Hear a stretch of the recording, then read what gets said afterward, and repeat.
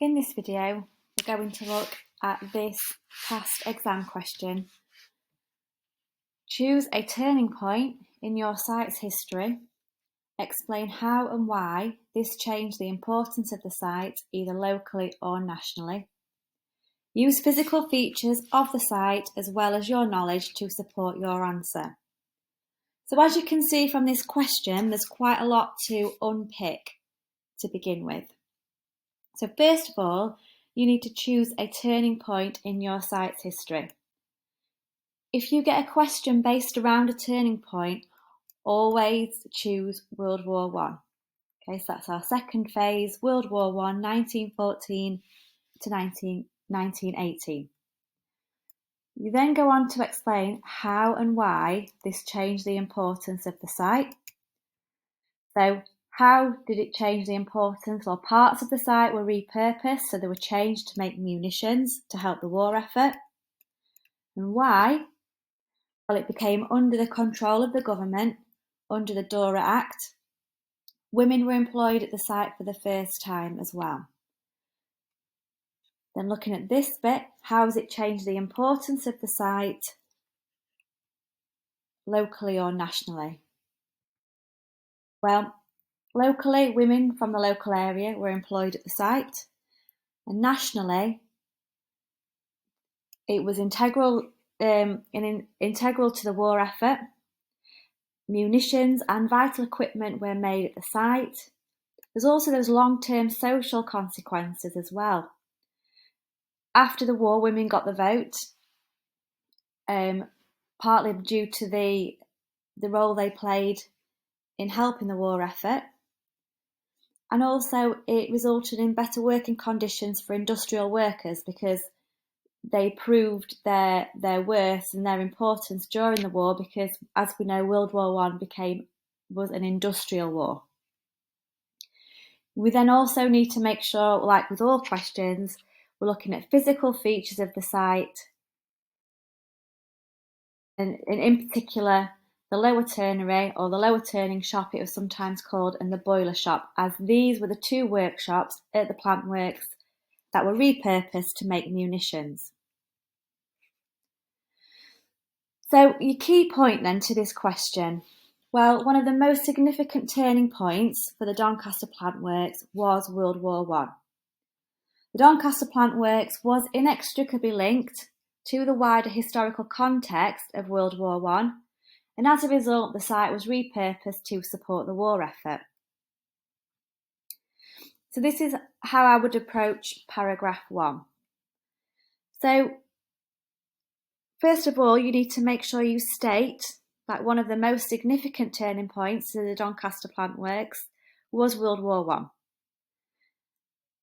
And as I've said previously, you then need to explain it was inextricably linked to this wider historical context of World War I. So as a result, the site was repurposed to support the war effort because that was a consequence of Dora. So highlight in this first paragraph as well that the original purpose of the plant works, which was to repair, maintain and build locomotives, part of the site changed in 1915. So we know in 1915 Dora was amended, and it as a result of the shell scandal,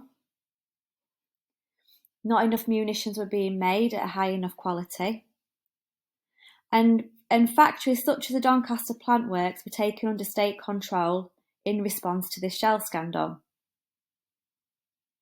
So by 1915, Britain was involved in an industrial war. Okay, that's a really key kind of theme, key point. It was an industrial war, which the Doncaster Plant Works played an important role in providing these vital supplies to the front, making the plant works significant because it contributed nationally to the war effort into providing all this equipment and munitions for this industrial war.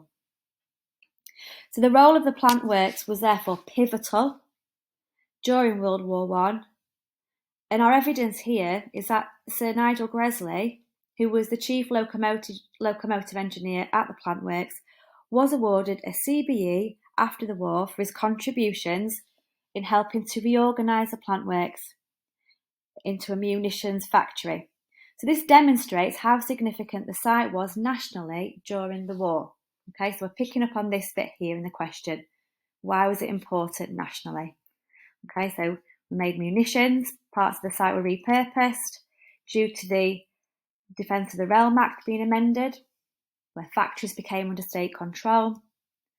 Sir Nigel Gresley, the chief locomotive engineer, was awarded a CBE after the war, showing the important role the plant works played in the war effort. So that would be my first paragraph. Moving on then to paragraph 2. So the importance of the site changed dramatically during World War I, as the majority of the work carried out here during this time was now munitions. But nevertheless, the plant works did still continue maintaining an aspect of its original purpose. Okay, so trains and locomotives were still being maintained and built at the site during World War I. But by 1917, across the country, 2 million people were engaged in munitions work. And as the Doncaster Plant Works was inextricably linked to this wider historical context of World War I, that was being mirrored in the plant works as well. Okay, it was making munitions. So the site became important both locally and nationally due to the amount of munitions equipment being manufactured for the war effort. And a really important point here is that women were being employed at the site for the first time. The workforce at the plant works became far more diverse. So not only was there a diversity in what was being made at the plant works, munitions and equipment for the war, women were also being employed for the first time at the plant works. Now, the employment of women in the munitions industry did have quite far-reaching long-term consequences for the suffrage movement. It contributed to their argument that women should be given the vote, and they were given the vote after World War I. Alongside this, a range of equipment and munitions were being made at the plant works, such as armoured trains, anti-aircraft guns, and by 1916, 1,000 shells per week were being made at the plant works. It was commented on some of the sources that we've read that the standard of craftsmanship was of a very high standard from the plant works. And make the point again, okay, that the Doncaster Plant Works made a really significant contribution to the war effort. Okay, played a pivotal role in the war effort. So that would be what you would include in paragraph 2. Okay, the site became more diverse. Women were employed at the site. The types of items being made at the plant works, such as the shells, anti-aircraft guns, the armoured trains. Again, the activities were diverse as well as the workforce. And the significance nationally, you can also pick up on the fact that it did help women win the vote after the war. The final paragraph then, paragraph 3, is where we address this part of the question, the physical features of the site. It's really important that we're naming workshops and parts of the site in our answers. So, due to World War I, then, and the creation of this Ministry of Munitions that Lloyd George was put in charge of, it was now under state control, and this led to changes, this led to physical features of the site being adapted to accommodate the building of munitions for the war effort, and therefore making a significant contribution nationally. So the plant works was ideal for making munitions, and a lot of railway works were, it was quite a typical, it was, in terms of typicality, lots of railway works were adapted to make munitions because of the precision machinery and the skilled labour that was already there at the site. So your examples would be that the boiler shop was reorganised to make cartridge cases, and the lower ternary was adapted to make 6-inch high explosive shell cases. In the lower ternary, there was these machines here, and these were called lathes, and this would turn the metal. That's why it was called the lower ternary. It would turn the metal, which would make the cylinder shapes needed for the shells. Along with the boiler shop and the lower ternary, you could also mention the tender shop. Now, in the tender shop, that's where the shells would be varnished. So both of these weapons, the cartridge cases, the high explosive shells, were significant during the war, and were responsible actually for many deaths and injuries during World War I. So again, this output of munitions shows the integral role the plant works made during this turning point of its site. Okay, so again, using the language of the question, the turning point of our site. Along with munitions, equipment was made as well, such as 750 ambulance stretchers, as we can see here. These were really important on the front line to transport injured soldiers.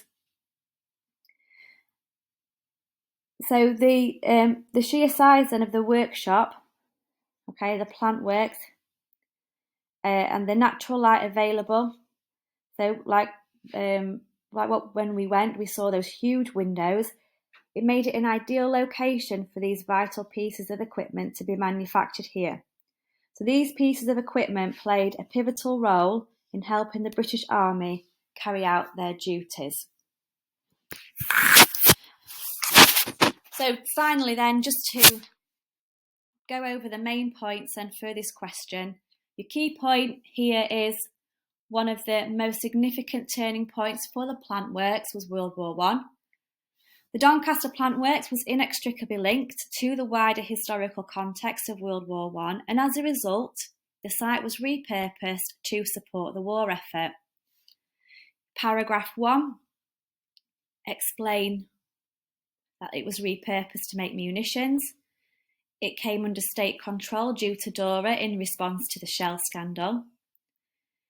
Munitions and factories played a vital role, like the plant works, because it was an industrial war.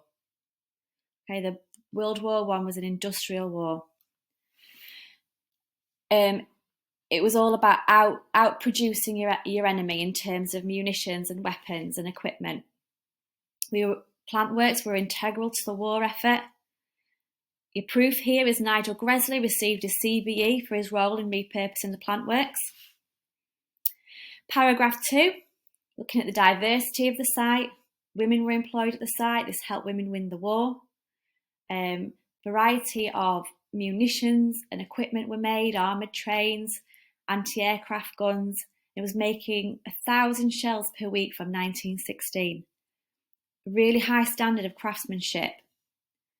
And again, this significant contribution to the war effort. And finally, point 3 is where we address the physical features part of the question. The lower ternary, the boiler shop, the tender shop. These workshops were all adapted to make munitions or equipment for the war effort, such as those 750 ambulance stretchers. The machinery inside the plant works was changed. It was easily adapted to make munitions as it was precision machinery. Okay, and this was already available in the plant works.